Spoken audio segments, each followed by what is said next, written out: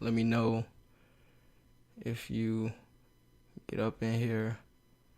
Okay, the stream is detected. Alright, cool. Okay, cool. We on everything. Alright, so try to make this a short episode tonight. Pretty much doing a little presentation on Bitcoin tonight. Yeah, so probably should have put like a little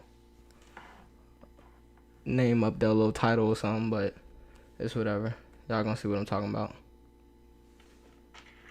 Yeah, so probably should have. Let me know what y'all feeling tonight. Let me know what y'all thinking about the little presentation style that I'm going with for this episode. It's just me, no Dom, no guest tonight. So if you got any questions, if you got any comments, definitely let me know, and we'll keep it moving.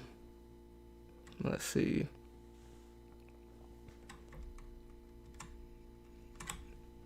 Alright, so yeah.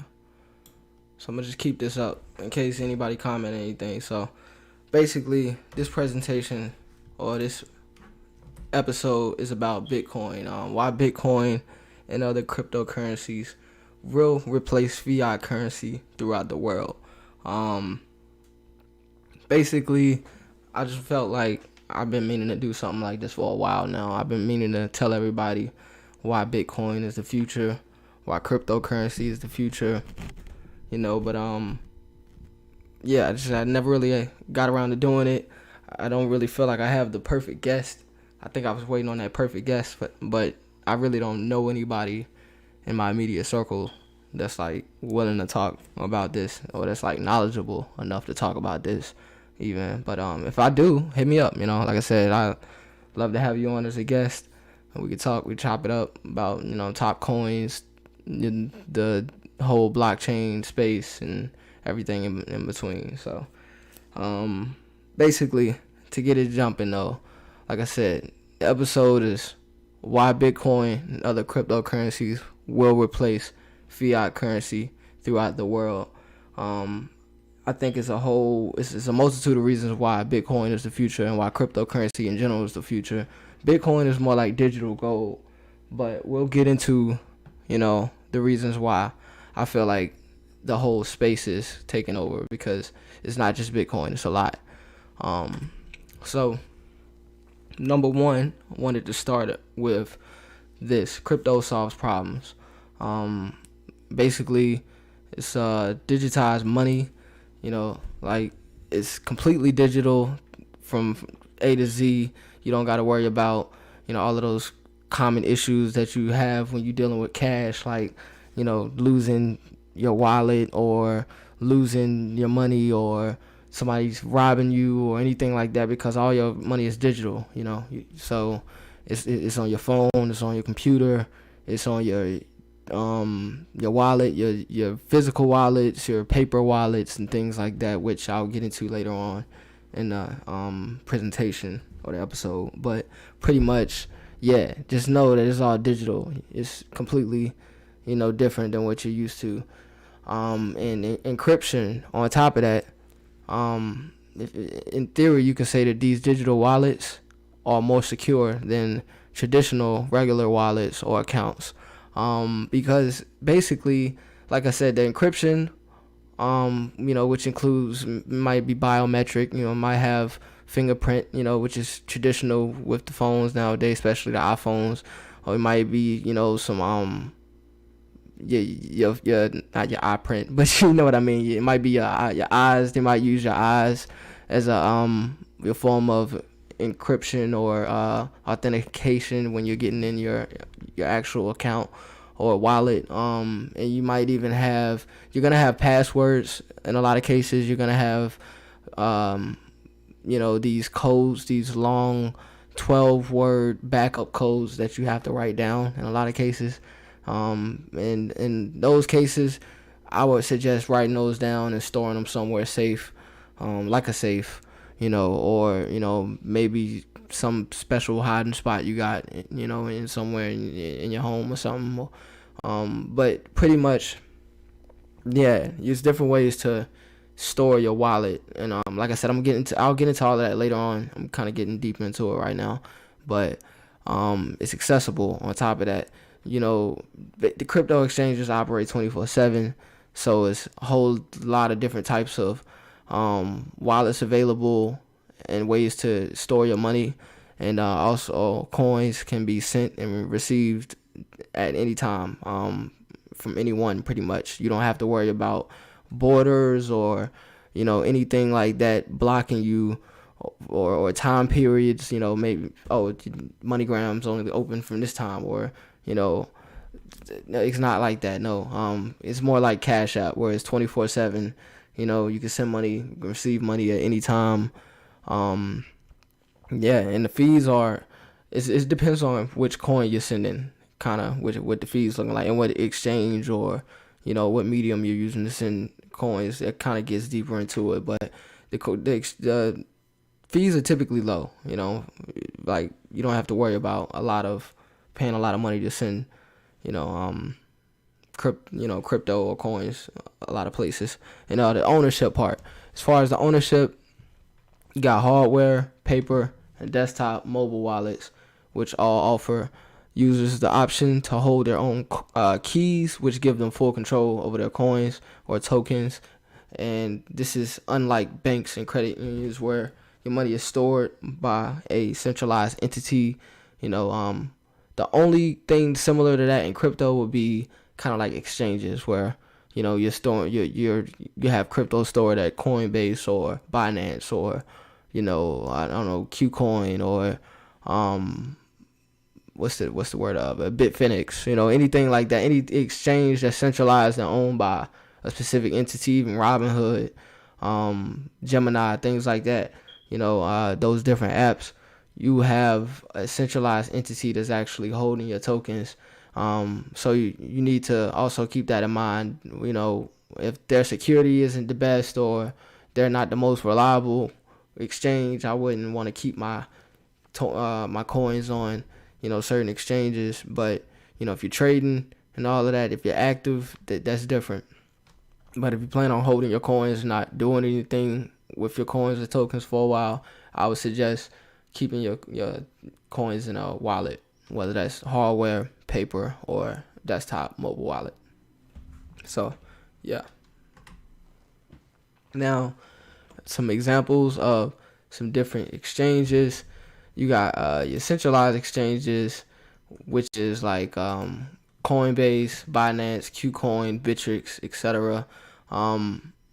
Is the reason why it's not recommended you store your tokens or coins on these exchanges is exactly the reason I just explained. So I'm not really gonna go over that again. Just rewind it if you missed it. Basically, to sum it up, they're centralized exchanges. They hold your tokens. If something happens, they may or may not reimburse you. Who knows? What their policy is and how reliable the company is. So, it's not SEC regulated like a regular exchange in the stock market. Pretty much, that's the biggest difference. But I feel like that's coming soon. Regulation is coming soon. Now, if you look at the hardware wallets, you got your Treasure, you got your Ledger, you got your Cool wallets, etc. These different brands of hardware wallets, they kind of function and look like USB flash drives in most cases. But yeah, you can pretty much look them up and pick which one is best for you, because they all support different coins and have different capabilities, etc. So you got your paper wallets, you got your, which basically are like literally those keys I just told you about, the backup keys, which are like usually 12 words or something like that. You might write that on a piece of paper, and that'll be your wallet. Literally something similar to that. And you obviously want to store that piece of paper in a very secure place. So yeah, that's always an option. Desktop wallets, you got, and if you're not sure how to set up a paper wallet, make sure you Google it. You can always Google that. They'll show you how to set it up, how to do all of that, and make sure you got it working right. Because yeah, it's not nothing that I would really suggest for a beginner. But like I said, it's always an option, especially if you more advanced. But the desktop wallets, you got like Bitcoin Core, Electrum, Jax, Atomic Wallet, etc. Basically, these are different brands of desktop wallets that you could download to your actual desktop, to your computer. Whether it's Windows or Mac or whatever, you can download this to your desktop or laptop computer. But and then the same thing, but for the phones, you have your mobile wallets, which is Coinbase Wallet, Engine Wallet, Argent, etc. So these are the different types of mobile wallets that you can download if you have like Android or iPhone, something like that. So now, if you want to go to the next part, we're going to talk about the history of Bitcoin and crypto. So the history is a little crazy. This is where I kind of turn my conspiracy hat on. Basically, I feel like, all right, I'll tell you after. I'll just read it out first. I don't want to spoil it. 2009, Satoshi Nakamoto launched the world's first cryptocurrency, Bitcoin, but not with the intention of starting a new global currency, but to simply create a peer-to-peer electronic cash system. All right. This is some anonymous dude, Satoshi Nakamoto. We still don't know who he is to this day. He just disappeared off the scene, probably like shortly after, a few months after he launched Bitcoin in January 2009. He disappeared from the scene, probably like 2010, something like that. He was on forums like Bitcoin Talk and all that, I think. But other than that, really didn't see nothing from him. But and then he disappeared. So 2010, traders began selling Bitcoin, and the first commercial transaction with Bitcoin was completed in exchange for two pieces. A trade of 10,000 Bitcoins, which would have been worth a jaw-dropping 77 million euros in 2017.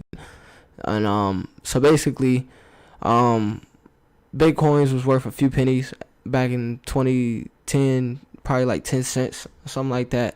So if this dude sold 10,000 Bitcoins for two pieces, which would have been worthily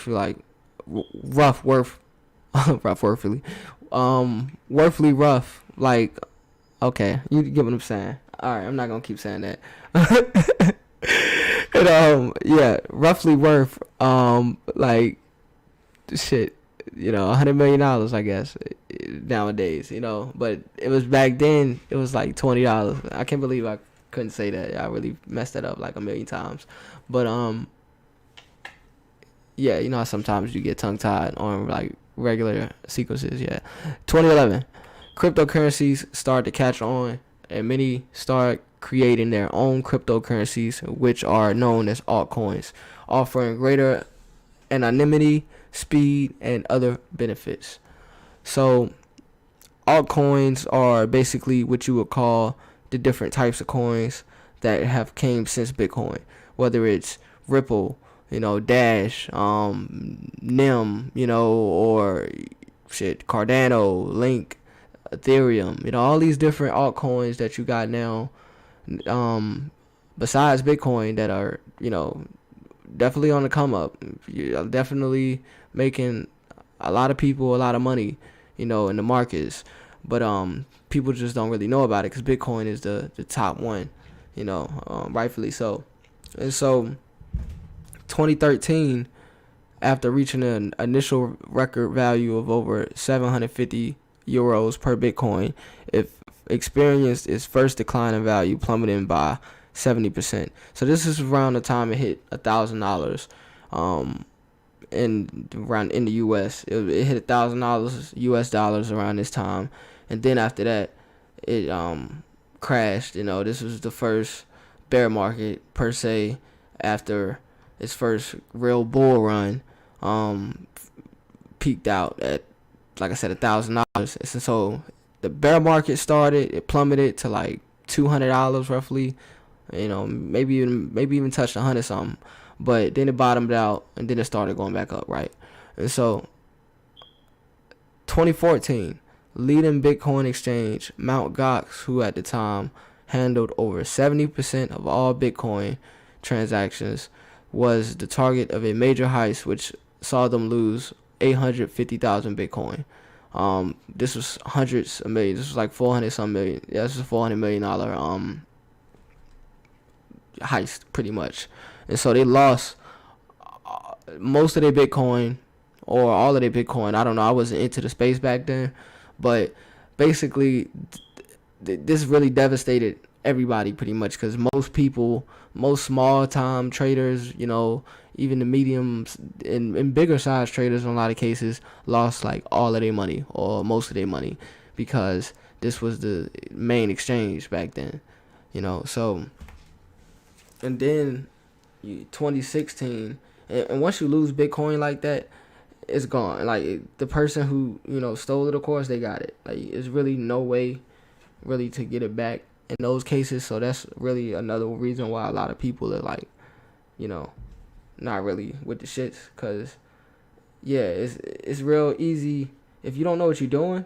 It's easy to get scammed out here. So I really only see like a lot. I don't want to be like, biased, but you really only see like nerds and like, smarter people using Bitcoin right now and cryptocurrencies. When the shit gets easy for everybody, that's when by that time it'll be so, the price will be so high. You'll still make some money off of it probably, but it really won't be the same. So pretty much, to continue, wanted to also touch on this. 2016 is when Ethereum was launched, and then that was actually when things started really like turning up, because that was a new wave to invade. I'm gonna just read it. Ethereum was launched as a new way of enabling investors to trade stocks and shares in startup ventures by leveraging the security and flexibility cryptocurrency provides, but it didn't catch on due to a lack of security. And so I don't know. This is kind of old.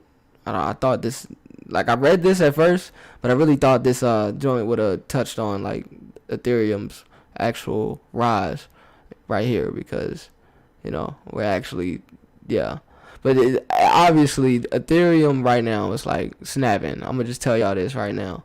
Ethereum, the price might not be where it was if you look at the prices it touched 2017, 2018, but I'm talking about the actual technology. Like, you got DeFi popping, so you want to look up decentralized finance, all these different coins coming out solving these different problems, and allowing traditional ways of financial help and finance apps basically integrated with cryptocurrency and blockchain technologies. Like, they really about to have you out here getting paychecks and payday loans and regular loans and credit and everything else in between in cryptocurrency, as opposed to the regular dollar.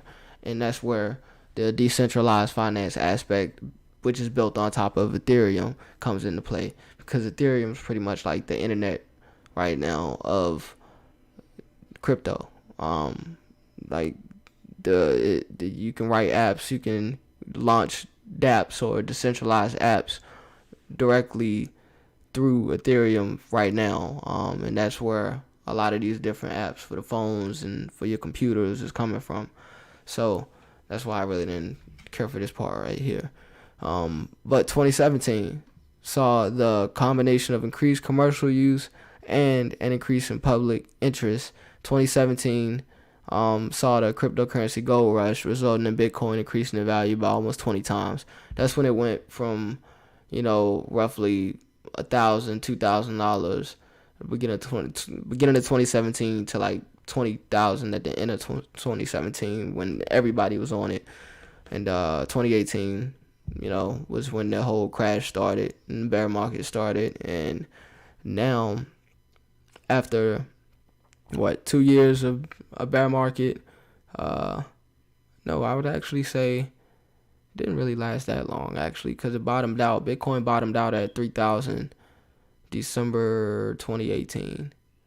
So it was about a year of a bear market, and then really started going up after that. But 2018, 2019, into 2017 saw the cryptocurrency gold rush, and investors started selling off their wallets as the value fell dramatically. We have only recently started to see increases in the value of cryptocurrencies again, and that's where the whole December 2018 comes into play, because back then we was talking $3,000 Bitcoin. If you would have bought a whole one, back in December 2018, but now one whole Bitcoin is like 12,000. So you can see right there that you could have tripled, quadrupled your money just by buying a Bitcoin in and holding it till now. Now, obviously, you can't read minds. If I would have did that, if I would have knew that, I would have did the same thing. But the whole point I'm making is it's never a bad time to buy it, because we looking at 100,000, 300, 200, $300,000 Bitcoin, in the next year or two. So it's gonna hit six figures regardless of whether you buy it or not. So do you want to buy it now when it's $11,000, or you want to wait until it's 20 or 30 or 40 or 50? Nah, you want to buy it now. So that's the whole reason making this presentation, because it's the future of money, and I'm tired of telling this to niggas, but gotta drill it in their head. That's how it go. So money is going digital. Basically, we used to barter. It's the evolution, right? Back in the day. Then it went to gold, trading gold. Then it went to metal coins. Then after the Euros and Europeans came through, we got the paper money. And then, we moved on to the plastic cards, which was the debits and the credits and the Visas and the Masters and the Amexes and the Discovers, things like that. So what's the next transition? Oh, now we move to the Web 2.0 era in 2010s and whatnot, and we got the electronic money. So now we got the digital banking, the digital apps on our phones. Now we got the Cash Apps and the Venmos and the PayPals and the, all of these different ways to send money, right? The Robin Hoods and, the things like that, the Chimes. So what's the next transition after that? Naturally, it's cryptocurrencies. Most people don't realize this right now, but that's the future. Like I said, I kind of sound like a broken record, but I'm going to keep saying it. How many times have they came through with something that they basically given to us, like they act like it's a Hegelian dialect, right? Or a dialectic. They give us a problem, and they, come up with their own solution. So, that they both made. They made the problem and they made the solution. So the problem in this case is, the centralized aspects of money nowadays, and the solution is decentralized currency, cryptocurrencies. Well, what's in it for them? Why would they decentralize money? Well, and give us all of these ways to privatize our own money, own our own money. But the case is, the perk for them is it's all digital. They can do the same thing. They can launder all the money they want. They can, they can, make all the black market transactions, deep web transactions they want, and on top of that, the money is digital, and they make it so they can issue as much as they want, and everything's all happy. They don't have to worry about printing. They don't have to worry about no IOUs, no gold backing, no gold standard, none of that. But the thing is, right now it's in its infancy. It's hard to use, so most people don't want nothing to do with it. They think it's just some little scam, made by some anonymous dude, when really it was made by the government, So that's my whole spiel on that. Yeah, who created Bitcoin? Oh man, it's like I keep on explaining things before I get to the slide, right? Well, these are some conspiracy, quote unquote, conspiracy theories associated with Bitcoin that I pulled from this thenextweb.com article. And one of them says that, you know, basically think about it. It's August 18th, 2008, and someone registers the bitcoin.org domain name. A few months later, in October, a link to a white paper authored by Satoshi Nakamoto entitled Bitcoin, a peer-to-peer cash electronic cash system, is posted to an obscure cryptography mailing list. Soon after that, in January 2009, Bitcoin's open source code is released in the wild. By late 2010, Nakamoto began to fade away from the industry. Hard Fork has taken a look at some of the wildest theories floating around. A U.S. government project. One of the most prominent theories is that the U.S. intelligence services came up with Bitcoin to be able to send untraceable funding to top secret international missions. One example thread posted 5 months ago, this was in 2019. This article was written March 14th, 2019. One example thread posted 5 months ago attributes Bitcoin's creation to Uncle Sam, aka the U.S. government. Uncle Sam created Bitcoin in the immediate aftermath of the recession as a way to infiltrate an imaginary bubble rather than an actual asset class. The propagation of crypto has been pushed by opportunists led on by spies/actors. The government Bitcoin conspiracy is so prevalent that prominent figures in the space have publicly shared their thoughts on the idea. In 2011, wait, let me see. Becca said, which one do you think would be best for beginners? I'm just now seeing this comment, but I think that Bitcoin, if you just now get into the space, Bitcoin and Ethereum are the top two recommendations I would make for the beginners. Really, other than that, yeah, I wouldn't really recommend nothing else. Like, if you starting off at least, but I would recommend more, really, I guess, as I get deeper into the episode.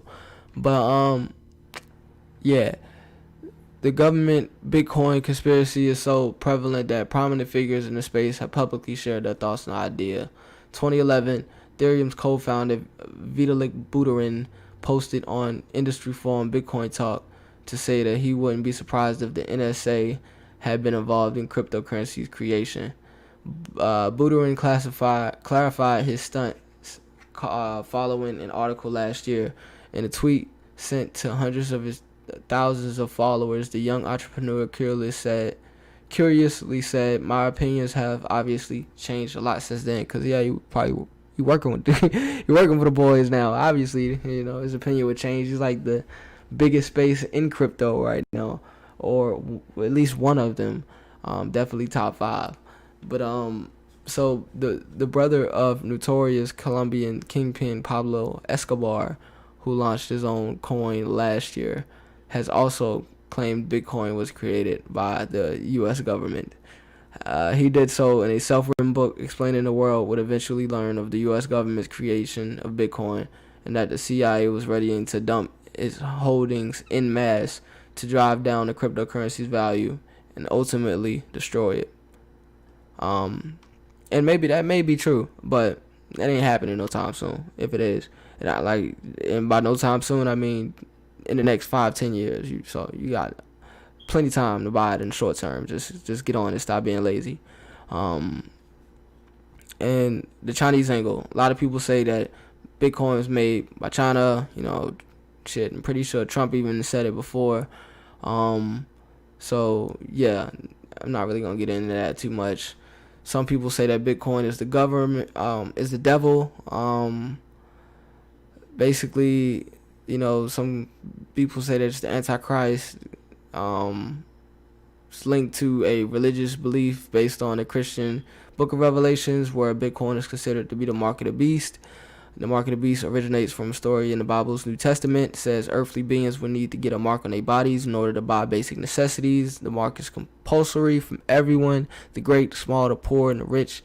And I actually identify with this particular theory per se, because I know for a fact that this has been a big one. People have been talking about the mark of the beast for decades. I've been hearing about this all my life, and I do kind of see the similarities to the.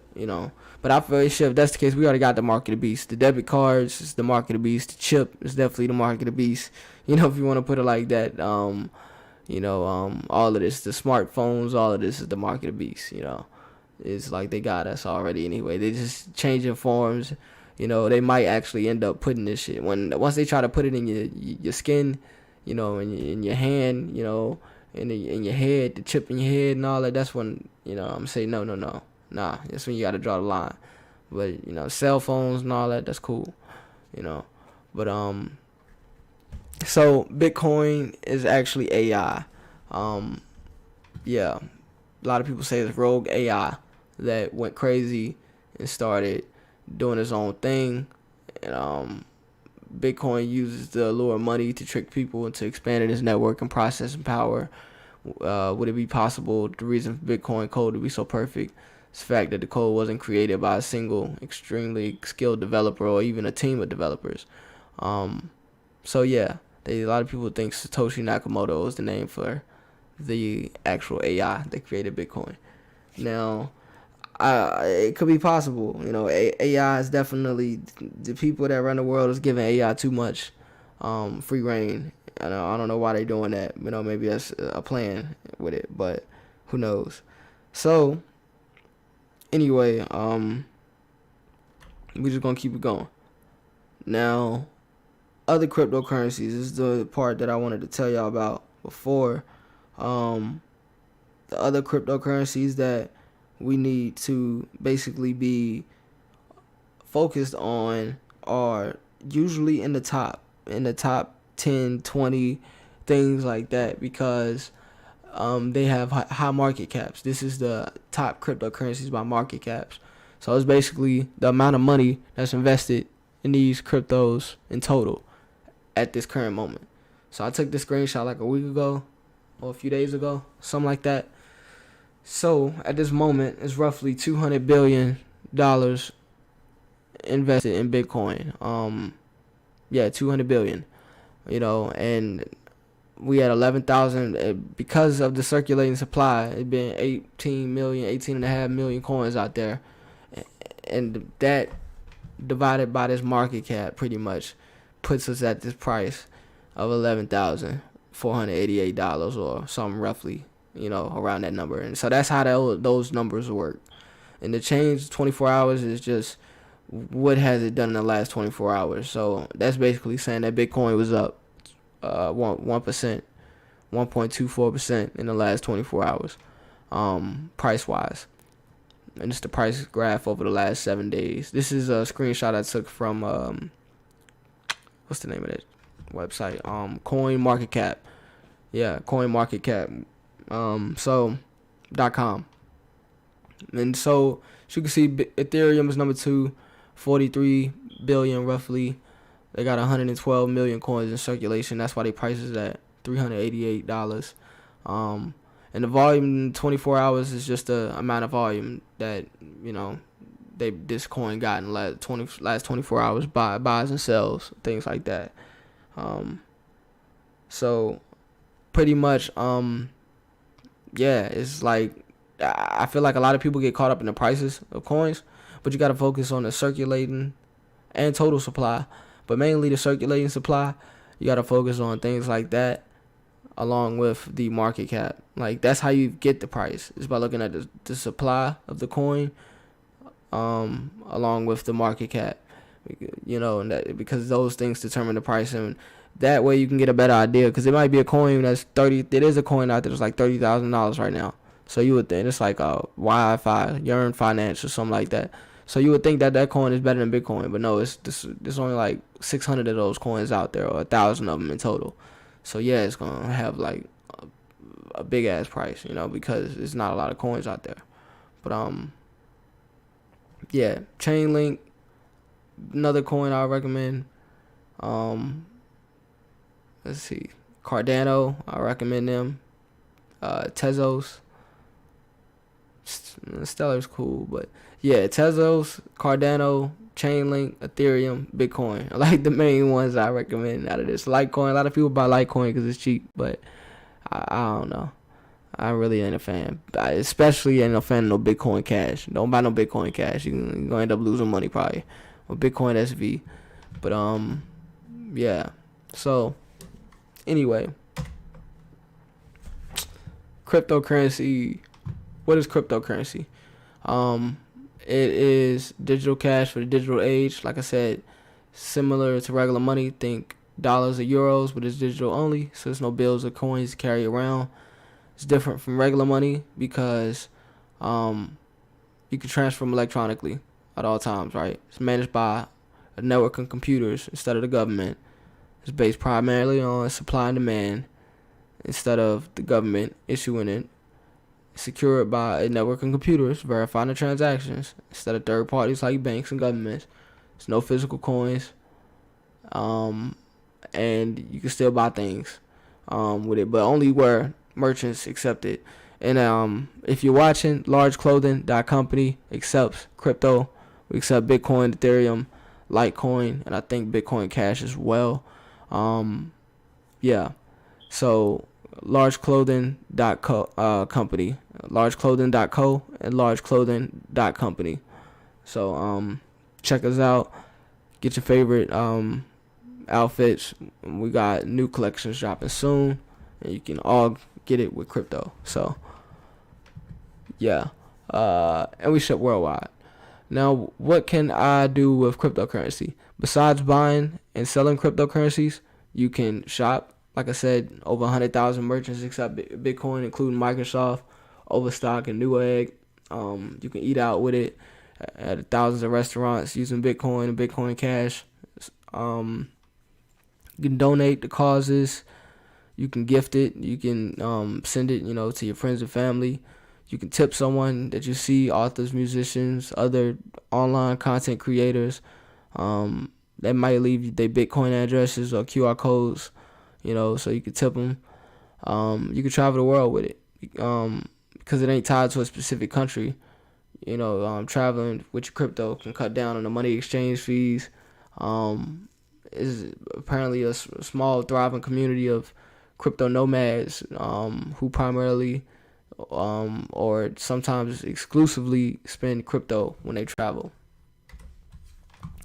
So like I said, Bitcoin, before Bitcoin was created, October 31st, 2018, it was actually introduced with a computer science paper that described how it worked.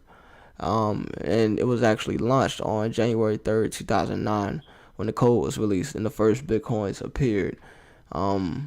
It's often compared to gold in the fact that there's a limited supply. The maximum number of Bitcoins that will ever circulate is 20 million in circulation.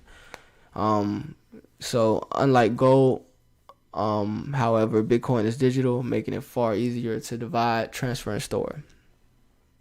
Now, crypto has the potential to be the fastest, easiest, cheapest, safest, and most universal way to exchange value the world has ever seen. And if that's not exciting, crypto provides a quality of opportunity regardless of where you are born or where you live. As long as you have a smartphone or internet connected device, you can have the same access to crypto as everybody else in the world. So what are the different cryptocurrencies? Bitcoin is the oldest and most well-known cryptocurrency, of course, been going 10 plus years now, but there are also hundreds of others. Some cryptos like Litecoin and Bitcoin Cash share Bitcoin's core characteristics but explore new ways to process transactions.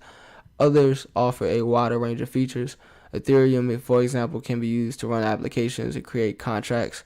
How can crypto make the world better? Cryptocurrencies have the potential to make the world better by letting any two people in the world exchange money directly without involving a financial institution or the government. This will mean more quality of opportunity for those without access to traditional financial services like bank accounts and credit cards. In addition, the blockchain technology that makes cryptocurrencies possible is being used in novel new ways to improve the world. Examples include blockchains that help verify identity, manage health records, validate ownership, and even accelerate research on diseases like cancer, Alzheimer's, and tuberculosis. And like I said, this is all with blockchain. So blockchain is not just trading cryptocurrencies on the market 24/7. No, it's more than that. There's also ways to use the technology to actually help people manage healthcare records. Validate ownership. You can you might be trading some cards or some collectible, MLB cards, NBA cards, or something, and you can use this to validate that or validate the shipping between China and America, things like that. Cryptocurrencies anonymous? Generally, no. A few cryptocurrencies are anonymous, but the vast majority, including Bitcoin and Ethereum, are not. With these cryptocurrencies, all transactions are publicly available, and experts can generally use this information along with sophisticated software to trace transactions back to the original owners. This is also worth noting that Coinbase, which is where I got these tidbits from, requires ID verification to withdraw cryptocurrencies. This helps prevent fraud, and is one of the main reasons why cryptocurrency is considered a trustworthy cryptocurrency platform. So basically what they talking about is KYC, know your customer technology. That's what they mean when they say they require ID verification. So why do experts like cryptocurrencies? So experts like crypto because it's many ways that you can address shortcomings of the current financial system by actually using crypto. And this can be, high fees, identity theft, extreme economic inequality. These are big parts of the current financial system, and they also things that crypto has the potential to address at the same time because of the verification that can address the identity theft, the economic inequality, people not being able to get bank accounts and stuff like that. Well, anybody with a smartphone can get a wallet. We all got the same, opportunities to access a wallet, a crypto wallet as the next person. We all got the same access to buy crypto as the next person, and the fees are relatively low wherever you buy. You got options. That's the good thing about crypto. We got options as far as where to buy crypto, as far as where to store it, how to store it, and that's the great thing about it. So that's what they mean about extreme economic inequality. If you buy it right now, if you buy $10 worth of Bitcoin right now, in a year, if it's worth $100,000, that $10 is going to be worth $100. You don't have to buy a whole Bitcoin. You can buy little chunks of it. You can buy $2 worth of it. So if you buy $10 worth of Bitcoin and the price go up 10 times, that's $100. You buy $100 worth of Bitcoin, the price go up 10 times, that's $1,000. You get what I'm saying? So if you put $1,000 on some Bitcoin right now, the price go up 10 times in a year or two, that's $10,000. Just like that. So that's the whole point of me telling y'all all of this. Maybe I should have told y'all this earlier in the shit, but whatever. That's the perk, I guess, of sticking around this long. You get to learn. You learn something. So share this, like it if you like the info. Share this video, please. Tell your peoples. Subscribe on YouTube, etc. So back into it. Where do cryptocurrencies get their value? The economic value of cryptocurrency, like most goods and services, comes from supply and demand. Supply refers to how much is available, like how many Bitcoin are available to buy at any moment in time. Demand refers to the people's desire to own it, as in how many people want to buy Bitcoin and how strongly they want it. The value of cryptocurrency will always be a balance of both factors. Now, there are also other types of value as well. For example, the value you get from using a cryptocurrency. Most people enjoy spending or gifting crypto because it gives them a sense of pride to support an exciting new financial system. Similarly, some people like to shop with Bitcoin because they like its low fees and want to encourage businesses to accept it. So, it's different strokes for different folks. I don't really like to spend my Bitcoin unless I absolutely have to or it makes sense for me to spend it. Like maybe this person only accepts Bitcoin and they selling a service or a product I really want. But other than that, I try to hold it because the price is going up, It's going to be worth more. And then I can cash out and have more money to spend, instead of spending it now and having less money in the future. So, what is a blockchain? At its most, a blockchain is a list of transactions that anyone can view and verify. The Bitcoin blockchain, for example, is a record of every time someone sent or received Bitcoin. This list of transactions is fundamental for most cryptocurrencies because it enables secure payments to be made between people who don't know each other without having to go through a third-party verifier like a bank. Blockchain technology is also exciting because it has many uses beyond cryptocurrency. Blockchains are being used to accelerate cancer research, improve sharing of healthcare records, verify people's identity, and much more. So, like I said before, blockchain is not just cryptocurrency and trading and making money and all of that. You can use it for a lot of things, verifying identity, sharing health records, cancer research, and all of that type of good stuff. Shipping, all of that. Now, which cryptocurrency should you buy? On Coinbase, you can buy Bitcoin, Litecoin, Ethereum, Bitcoin Cash, Ethereum Classic. I don't know why they didn't list all of their coins, but if you go on the Coinbase app on your phone, Android, iPhone, computer, anything like that, you will see that they actually got like 20-something, 30-something coins at this point.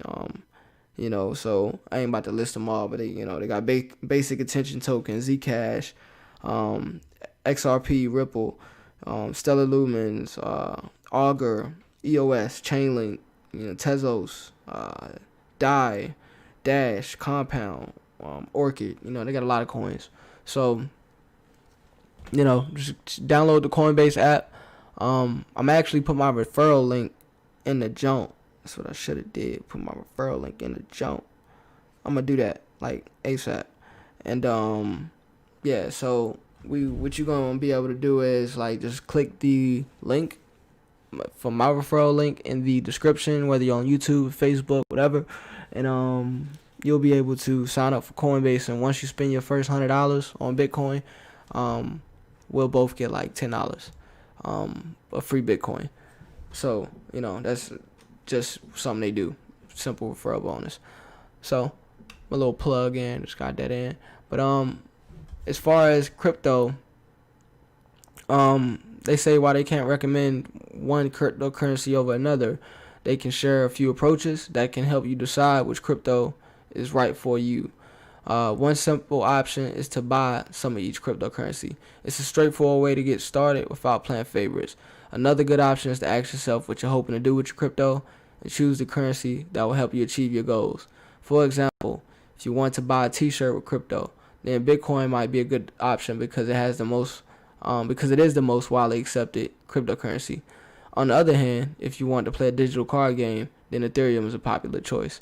Now, Etovius asked or said he never understood Bitcoins. Basically, this whole presentation or episode of DKS is all about Bitcoin. So just rewind it to the beginning now or when this is over, I guess, and you can get the whole gist of it. I promise you, if you watch this whole joint, you will understand Bitcoin. Just take as much time as you need. Rewind, pause, all of that, because it's a lot, and you can do your research from there, because every website is talking about Bitcoin at this point. But now right here, next question is, do I have to buy a whole Bitcoin, or a whole coin? This one's easy. No, you don't have to buy a whole coin. On Coinbase, you can buy increments as little as $2, euros, pound, or your local currency. So that's pretty much the same on all of the big, players, whether it's Robinhood or Cash App or wherever you're buying the Bitcoin at. You can buy increments as little as $1 or $2 in most cases. And it's just a little piece. It might be 0.0001 percent of a Bitcoin. So, but at the end of the day, it's something. It's only 21 million Bitcoins in the world. It's like 7-8 billion people. So we're not all gonna get a whole Bitcoin. But the whole point is, you can get your piece of the puzzle now while you can afford to, or whatever you can afford to, and just know your family's gonna be straight for the rest of your life. It's just like investing in Microsoft or Apple in the early 90s, pretty much. Same concept, and then the tech bubble happened in early 2000s. If you would have sold in like 2001, 2002, you'd have been rich, and then when it crashed, you would have bought some more probably. So, yeah, anyway, then been rich again once you get ready to cash out right now.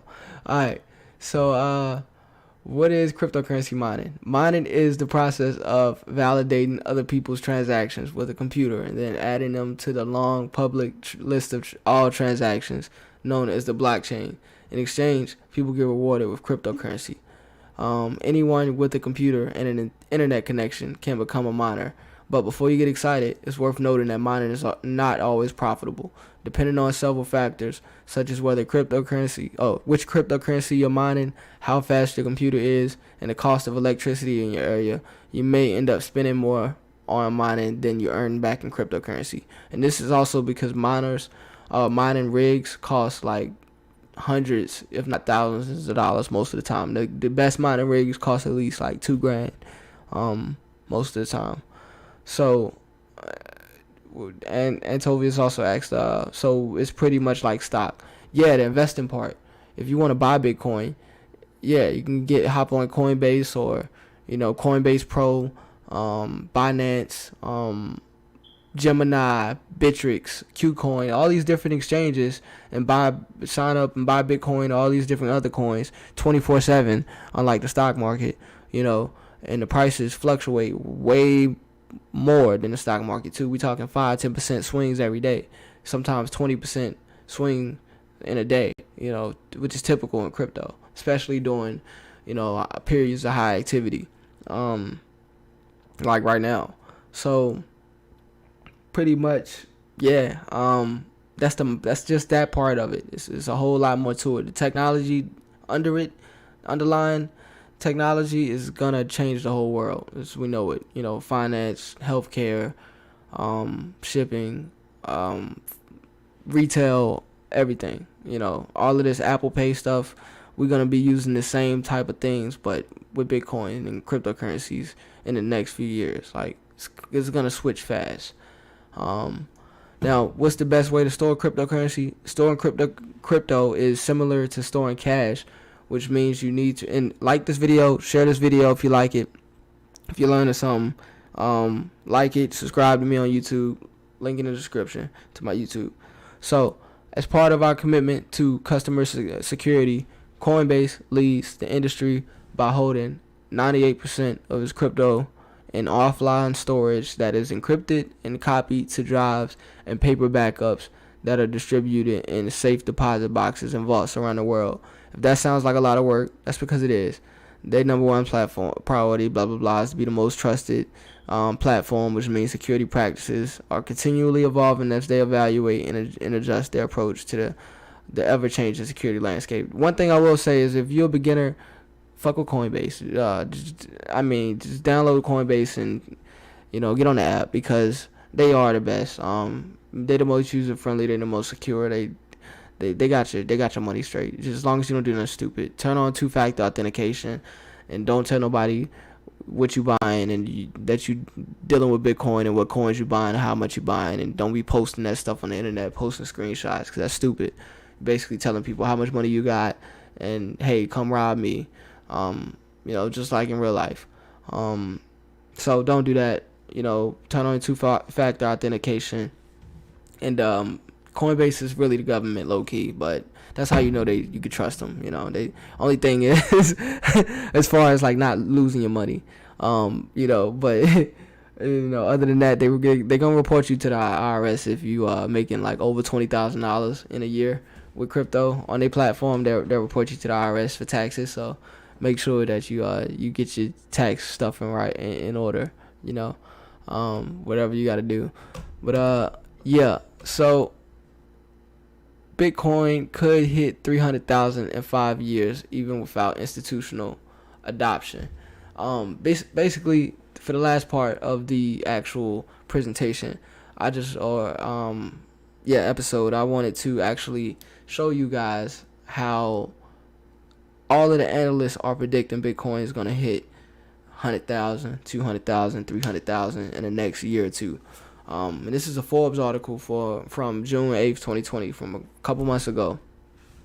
Bitcoin bulls is out in force, talking up the cryptocurrency amid central bank stimulus and quantitative easing. And the price basically has started climbing, of course, around that time.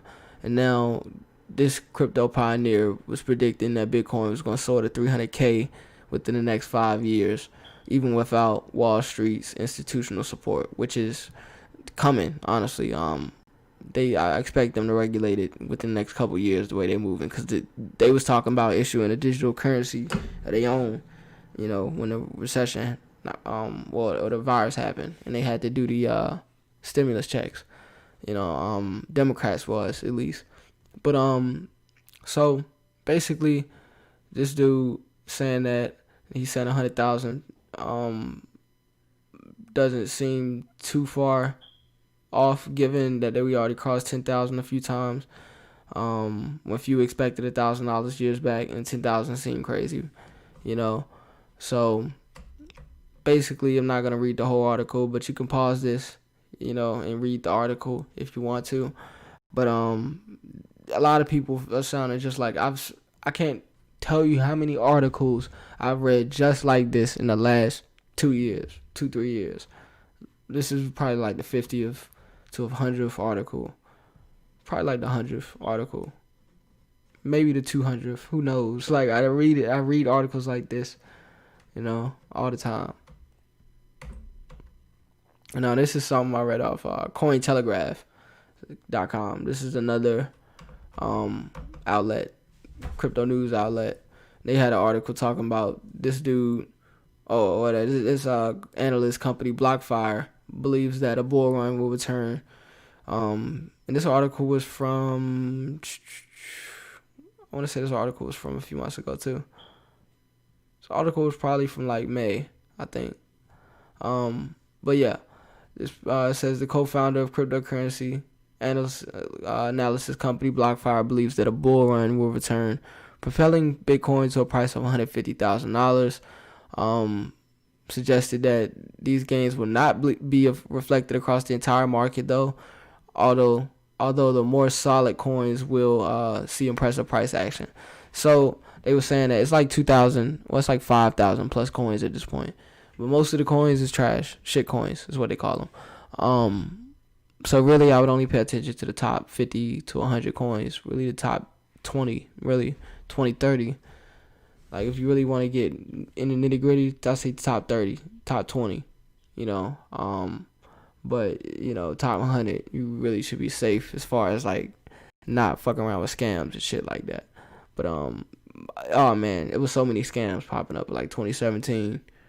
You didn't know what was real until after you had already got, But, yeah, so they basically saying that 2017 is probably not going to return to crazy heights, but it's still going to be a lot of money to be made, because 2017 pretty much every altcoin posted a significant price increase, and now who knows what we're going to get with coins like Chainlink and things like that, because I'm going to just read this part to you. While Dedick warned that he believes this won't happen again, he does envision a Bitcoin bull run returning and pumping the few solid alts out there, which, like I said, is like Chainlink, Tezos, Cardano. They is reliable. They stamp. Don't question me. Just look up the projects and you will understand. $Link, $XTZ. things like that. But basically said that he went as far as to make a number of price predictions, such as Bitcoin gaining over 1,400 percent from its current price of around $9,750. Like I said, this was like in May, to reach its target of 150,000. Ether is set to fare even better, according to him, increasing more than 3,500% from current levels from around $245, which right now is like $400, to a price of around $9,000. And Binance Coin is predicted to see a 2,700 percent increase to $500. Bigger increases are still in forecast, but Chainlink and Tezos, both with a target price of 200, representing 4,400% and 6,800% gains respectively. Yeah. So, but all this fades into insignificance compared to Dedic's prediction for VeChain VET, with a seemingly modest target price of $1. However, this marks a massive 14,000% increase on its current price of less than a penny. So VeChain recently has partnered with fresh meat suppliers in China to improve traceability, and Walmart's Chinese subsidiary to track food products. So VeChain is a coin to watch out for, definitely on top of all these other ones. I forgot about VeChain. I recommend VeChain as well. Been looking into them for the last few years.